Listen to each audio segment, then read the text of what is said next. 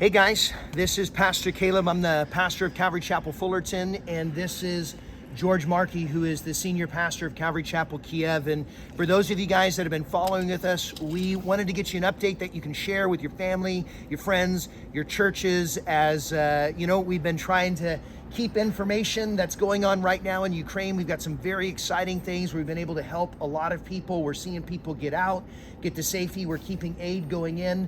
But we wanted to get you a chance to hear from Pastor George as we share with you guys a little bit of what's going on and how you as the body of Christ, all over America, all over the world, we've got so many different resources, connections. We wanted just to say thank you for your prayers.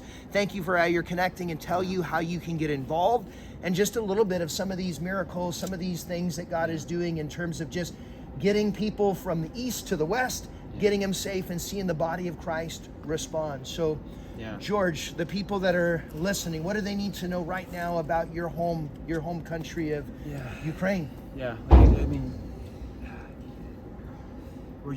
Ukrainians, we're grieving at one point and just in shock. It's hard even just to fathom what's going on. Our home, we left everything, came here, and we're a lot better off than many people. Just their homes are destroyed, they have nothing to go back to, and so we're dealing with that, and then of course praying that God just helps the Ukrainian forces, the brave Ukrainians, the young men, young women, and older, just everybody's really just they're so brave, and we're praying that God would just hold back those forces of evil.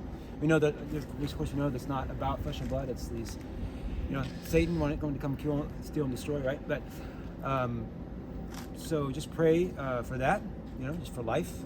That God would protect life, would just bring peace, and at the same time we're seeing through this tragedy, just God is always he's a specialist in that, just bringing good out of bad, out of evil, and so as a pastor right now, these are, as a shepherd, like you're helping still your particular sheep. Your current mission is we're kind of located in Budapest. For those of you guys who don't know, I got to serve with these guys out here for 10 years, and so we've got a relationship, a network of missionaries and people that are connecting, because right now your primary goal is helping get your people out to safety. Yes.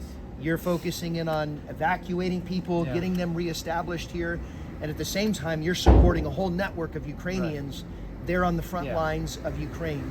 So how can the people, because we've got obviously all these churches that are watching, we've got Bible college students, we've got this network of people that want to be praying for you and maybe even want to be supporting. They want to feel like they can be involved in helping Ukrainians and you guys during this time. So what are some specific things that they can be praying for today, right now? Okay, again, like I said, peace there. Secondly, just pray for these Ukrainians coming over, that they're coming over just kind of shell-shocked. I talked to a friend, I just want to go home. They can't. But just coming over here, it's a different culture, right? Right. And you just have nothing, no connections, no family.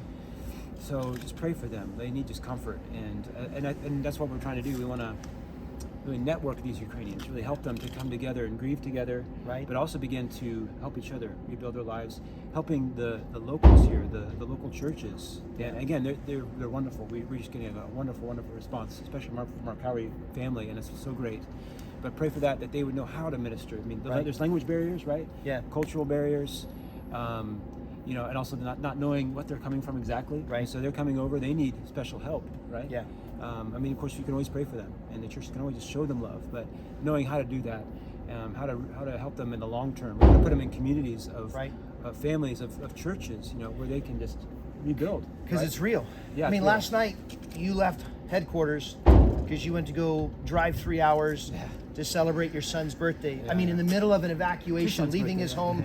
That's real. This is families that are trying to celebrate and find little moments, in the midst of this chaos. So as people are praying, those are real things, real families. Now, we also have the privilege, because of the relationships that you have, we're getting a chance to support things on the front lines. We can't get into any of that. But for those that are wanting to give, we are connected with getting vehicles into hotspots. We're connected with evacuation, ongoing operations. We're connected with getting resources, supplies, food, medical supplies, these things out to the places that need it most.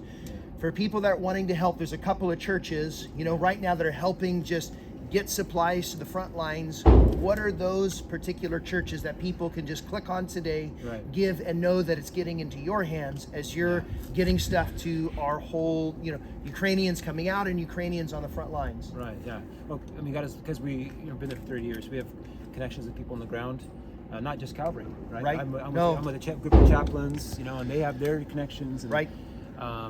So. We're in that unique position of getting those monies in the hands of the people that can make a difference right now.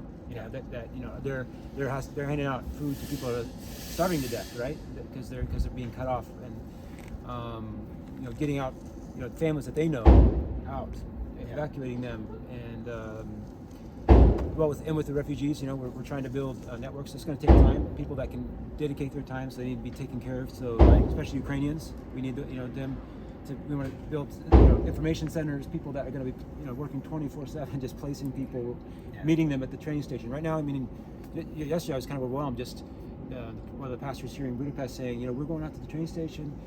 Trains are coming in every day, and each train has 500 Ukrainians. Right. Just pouring out those trains, and they're coming to try to get them something, get them connected somewhere. It's overwhelming. How do you get and I think as we have those people that can then help the churches, train them, teach them. How can we all, if we mobilize Ukrainians, locals, to take care of them, then we're going to see a much better effect. So that's where we're trying to be, wise and networking, but that's going to take time. It's going to take, it's a long term. So if you want to be a part of that, what I'd ask today right now is, you can give through calvarysd.com. I'd also encourage you, if your pastor, your church has a fund that they're, obviously putting funds to through Ukraine, wonderful. That is awesome. I love hearing that churches are doing that. And if they're looking to try to get resources to the front lines right now, calvarysd.com is helping get those funds directly, because Pastor Phil was here for 20 years. He's connected. He's, flying back and forth, helping get these relationships established. He's been a part of some of these church plants in Ukraine. And so that church is helping get funds. Calvary Whitefields is helping get funds. Calvary Chapel Global Network, is helping get funds. So there's a few that are right now just easy access, in terms of getting us these funds. And so we would ask you to please be praying. And if that's something that you would like to be a part of, then you can definitely do that. So we're going to be sending out more videos like this that you can share with family and friends and get out there. We want people to know the story. We want them to know how to pray. And we want them to know George Markey as he represents this amazing team of Ukrainians and families who are right now, serving both on the front lines and outside. So thank you guys for watching. Yeah, thank you very much.